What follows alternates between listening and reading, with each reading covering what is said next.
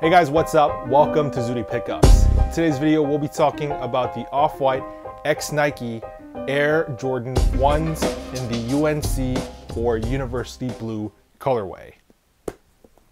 So these guys retailed for $190.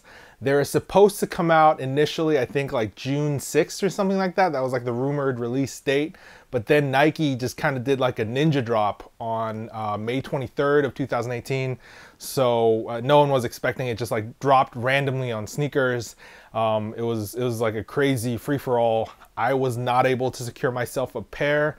However, the next day on the May 24th, they did kind of like a second chance offering for people that, you know, couldn't get it the first day, and it was like a member exclusive access for certain Nike Plus members. And I was lucky enough to be one of those exclusive members to get that access. So here they are. I'm really digging this new kind of like surprise drop format Nike has been using. It's actually made shoes a lot more attainable for normal people like me, I think. So, but yeah, enough about that. Let's talk a little bit more about the shoes and the background of the shoes. So this shoe is part of the 10 collection, which is a collaboration between Nike and Off-White's Virgil Abloh. Now, this is like the 5th shoe from that collection I'm talking about on this channel. So those of you that have been watching, you know, probably have heard this spiel multiple times, but you know, I'll do it again here for new viewers. So essentially this collection is Virgil Abloh's take on 10 of Nike's most iconic silhouettes. He divided the collection into 2 capsules, the revealing capsule and the ghosting capsule. So the revealing capsule, you know, uses deconstructionalism. He kind of takes everything apart, cuts things open, reveals parts of the shoe that you don't see before to kind of give a different take on familiar silhouettes, like this Jordan 1 right here. The ghosting capsule uses translucent materials to give shoes a super futuristic see-through type look, making them into a totally different looking shoe. In both of these collections, he's using these design principles to essentially redesign the shoes without actually changing the silhouette. So he's giving the shoes an entirely different look and feel while maintaining their general, very recognizable silhouette. So yeah, the premise of this collection is super cool, and I think that's why the Off-White X Nike collection has been doing so well. So let's talk about these Jordan 1s. So the Jordan 1s here that I have are the UNC colorway. They are the 3rd Off-White Jordan 1 to release. Obviously, the first one was the red, white, and black Chicago colorway, iconic colorway. The second one was the all-white colorway, and this is the 3rd one. So the story is that the all-white colorway was the first one that was supposed to come out with the rest of the 10 series, because it kind of makes sense, because all the other shoes in that collection are all white. But apparently Virgil said that the pure whiteness of the shoe kind of makes the shoe silhouette a little less distinguishable. So instead he opted to go for the classic Chicago silhouette, which utilizes bold reds and blacks, making the shoe pop a whole lot.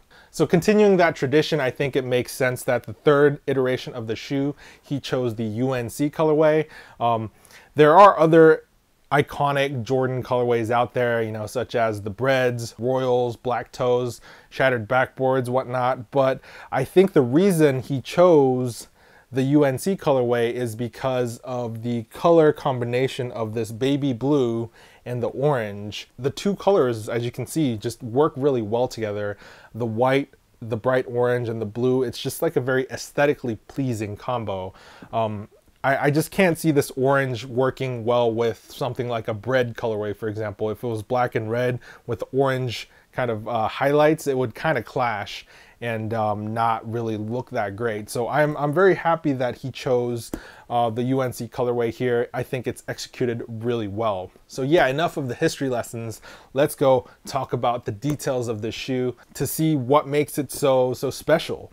So there is a ton going on in this shoe. This is, I think, the Jordan 1s are probably the shoe that has the most going on of all the shoes in the Off-White X Nike collection. Maybe that's why they're the most coveted shoe in the Off-White X Nike collection, but yeah, there's just a whole lot going on. So first of all, just the upper here, They use 6 different types of materials. 6. You have your just regular baby blue leather trim all around the shoe, around the toe cap, the wings, and around the eyelets here. And then you have this exposed kind of like foam mesh material around the heel here. So that's material 2. Material 3 is the stretch weave that they put around the toe box and the lateral side panel right here, right under the swoosh. Material 4 is this kind of cream colored suede that kind of connects the midfoot of the lateral side to the heel. Material 5 is this regular white leather that is symmetrical to this cream leather on the medial side. And material 6 is this kind of like weird, like almost like resin cast like heel cup material right here that is also painted in this baby blue colorway. So that's 6 different materials going on right here, and that really creates a whole lot of visual interest all around the shoe. So this shoe actually changes a lot from the first Off-White Jordan 1s that came out. The changes actually start with the packaging, so let's look at that first. So this is the box that it came in, and as you can see, it comes in a standard Jordan box. It doesn't come in one of these inside out Off-White boxes. Like, it comes in a standard Jordan box. But the thing is, it's not just a normal box. It has this like little cutout at the top of the box that has a viewport, and you can open it and like you can kind of see the shoes in there. It's like a little plastic viewport. So if you open the lid here, the shoes come wrapped in this kind of transparent plastic wrapper instead of tissue paper. There's some detail. It says Off-White for Nike Air Jordan 1, Beaverton, Oregon, C 1985. But yeah, the shoes are just presented a little differently here. I'm not sure why they chose to do that. I know the second Off-White Jordan 1s, the white ones, also came in this different box. So I guess they decided to change the packaging. Not a big deal, but I don't know, it just kind of like annoys me a little bit because like now when I put it next to my other Off-White boxes, like it's gonna be different and it's just kind of gonna throw me off. It's like, you know, like when you're collecting DVDs for a show and after the second season they change the DVD cover art, so when you have the DVDs on the shelf, like season 3 looks different than season 1 and 2. Like come on. But anyway, I guess it's no big deal. So yeah, let's move on to what else came in the box. So the shoes come default laced with the white flat laces, you know, obviously with the Shoelaces graphic at the tip right there. And then they also come with a spare set of baby blue laces. And of course, the final set of laces, which I have opted to put on the shoe right here, are the neon orange shoelaces. These are totally sick. I think, you know, if you're going to rock these shoes, these are the color laces you need to be rocking.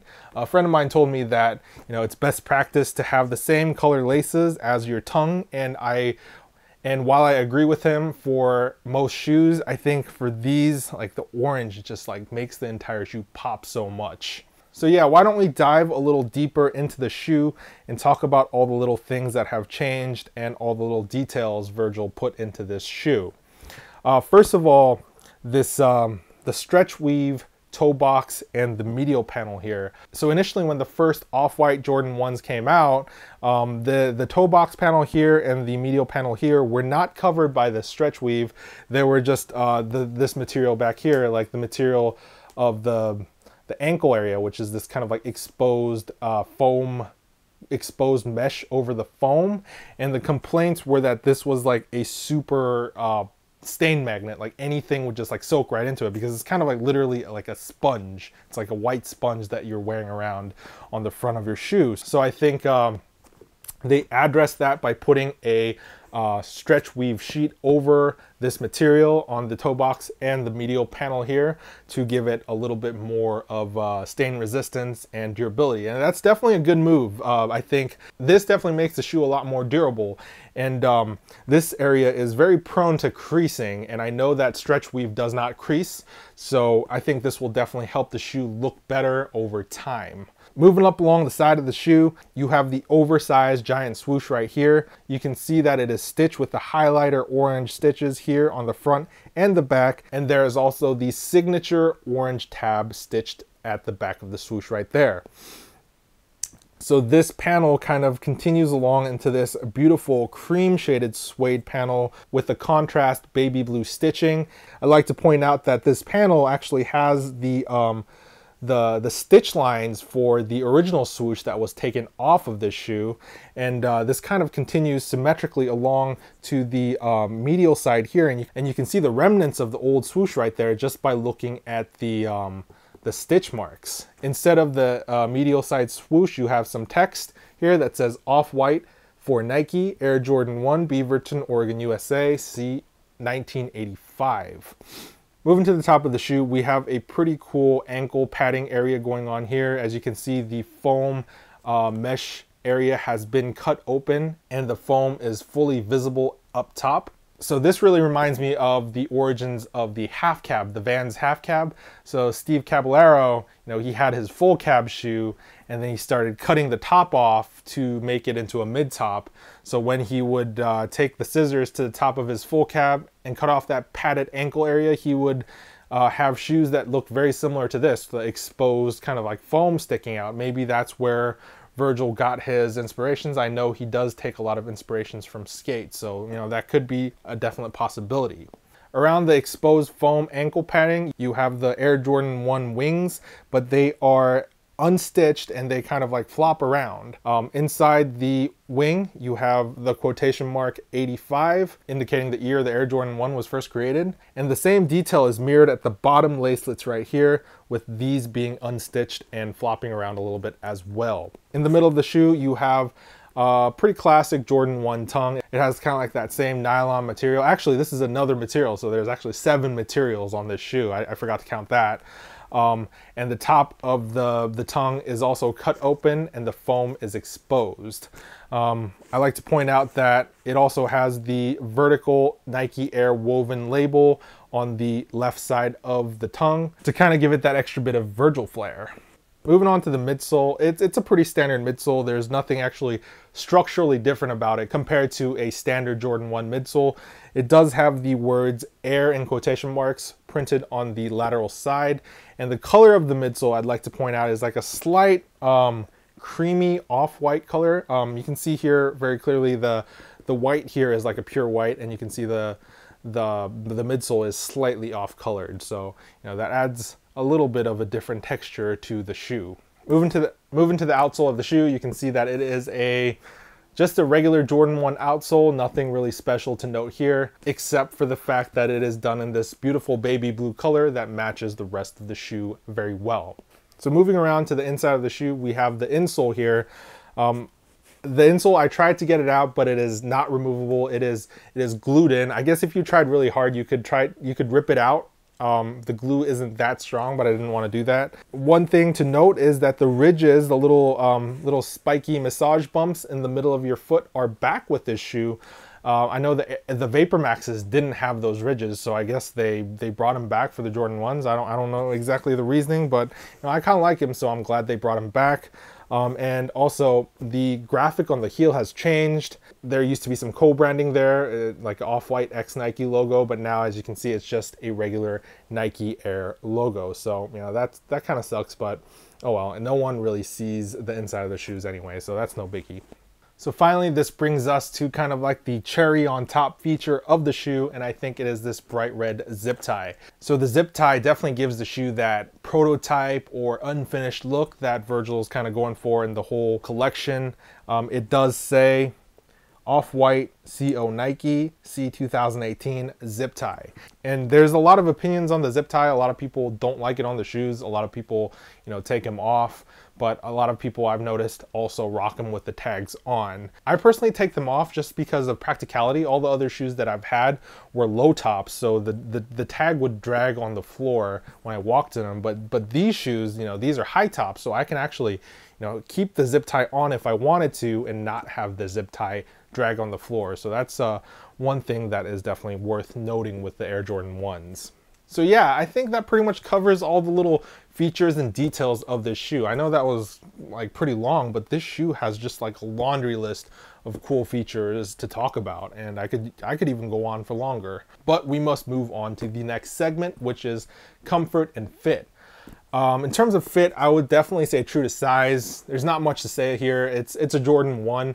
Jordan 1s always, for me, have fit perfectly true to size, and this shoe is no exception. It feels and fits exactly like a Jordan 1, so, you know, don't size up, don't size down, just buy your size. So in terms of comfort, I would definitely say this shoe is not comfortable. It's a Jordan 1, you know, it's an old shoe. It does have some air in the heel, but overall it's not going to be like a super comfortable, cushy shoe to wear. I'd give it like a 6 out of 10 in terms of comfort. The shoe, all the embellishments and design details that Virgil added do not change the feeling or comfort of the shoe at all. My other Jordan 1 that I have feels exactly the same on foot as this one, in terms of like the upper compressing my foot or the feeling of the midsole, which makes sense because it's the exact same midsole that they use on every other Jordan 1. So in that regard, you know, it's a relatively comfortable shoe, but not a super comfortable shoe. Finally, let's talk about wearability and usage and fits. So like I said earlier, this colorway, it's like a great pop of color. This baby blue colorway is just beautiful. It just stands out. And coupled with this neon orange highlight, the shoe just totally jumps out at you. So the combination of this super flashy color scheme, all the crazy design elements going on, like the zip tie, like this is like a very overpowering item to wear. Like when you wear these shoes, like the shoes are going to be the center of attention, and for people that are okay with that, like, you know, like having like what I like to call like a shoe fit, it's like a fit centered around your shoes, these shoes are going to be one of your favorites. However, you know, if you don't like to draw too much attention to your shoes, this is going to be kind of difficult to pull off because, you know, with all this stuff going on, you know, unless you have like some crazy like Chiquita Fruit Lady hat going on, like it's going to be really hard to distribute attention away from your shoes. But that being said, this is a gorgeous shoe, and chances are if you're buying this shoe, you're buying it to show off. So, you know, it's definitely one of the best shoes to show off in. The colors are definitely a summer palette. You got the light blues and the whites. You probably want to pair this with some light denim or some light khaki colored pants. The good thing about Jordans is that they're pretty versatile. You can wear like skinny pants, you can wear a little wider leg pants, they all go well. However, due to the color of these shoes, you probably can't wear these with like, you know, black pants or like olive pants or something like that. So you are a little limited in what else you can wear in your wardrobe. But like I said earlier, if you're wearing these. So yeah, I think that pretty much covers everything about these off-white Jordan 1s. Yeah, I really like what Nike is doing with the whole off-white collection. They're definitely making more numbers. These were definitely more readily available than the previous off-white ones. And I know that the Prestos are coming out in the black and white in the future here. Hopefully those will be a lot more available than the initial release of the Prestos. I personally think it's a good thing when shoe companies make more quantity of a shoe. I mean, obviously, you know, the hype level does go down a little bit, but if more shoes can get into the hands of people that actually want the shoes, I think that's a win for us in the sneaker community. So yeah, if you have any questions about the shoes, please leave them in the comments below.